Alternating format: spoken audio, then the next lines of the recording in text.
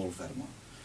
Però he de dir també en favor de la Patrícia que llegint la seva novel·la et passa el mateix que llegint Cenos de Soledad, del García Márquez. És que arriba un moment... No, perdona, és important això. Que arriba un moment que el petit descontrol que pot tenir el novel·lista a l'hora d'explicar la història és el mateix que tenim a la nostra vida quotidiana, perquè tu tampoc domines la història dels teus besavis. I, de fet, tu coneixes els noms dels teus rebesavis? No, de cap manera. Per tant, és el mateix que passa llegint aquesta novel·la, que és que realment la vida és així. No tens un control absolut sobre la història. De fet, clar, tu tenies l'arbre genealògic molt ben fet, perquè hi ha un personatge del llibre, dels protagonistes, que recrea, no? Fa l'arbre genealògic. Es dedica a això.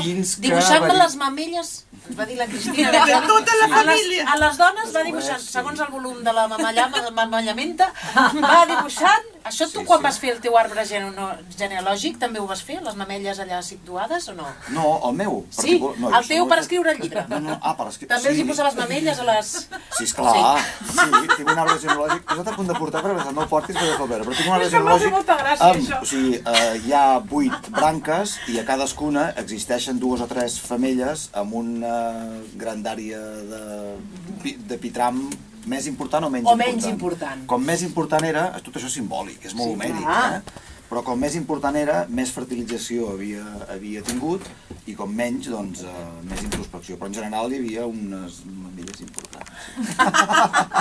I els homes com els compenses? Els homes els compenso són els de l'altra família, els Mirabaix, que tenen unes dents immenses, que són les rates. Les dents. És que jo m'emmirallo molt l'Albert Camus. L'Albert Camus, l'autor de La Pesta, a mi se'm va aparèixer un dia en somnis, em va dir Nix, tal, i jo vaig dir, Albert, c'est toi? I va dir, sí, c'est moi.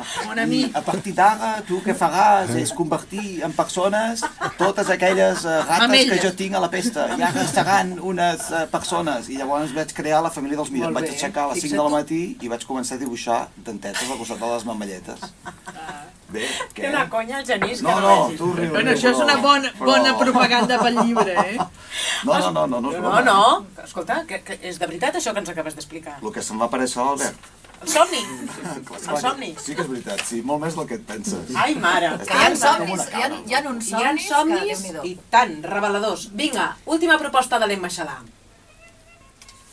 I és una proposta que posarem, mira, aquesta música de jazz de Lee Konitz, perquè és un dels músics, dels compositors que li agraden molt al Joan Margarit.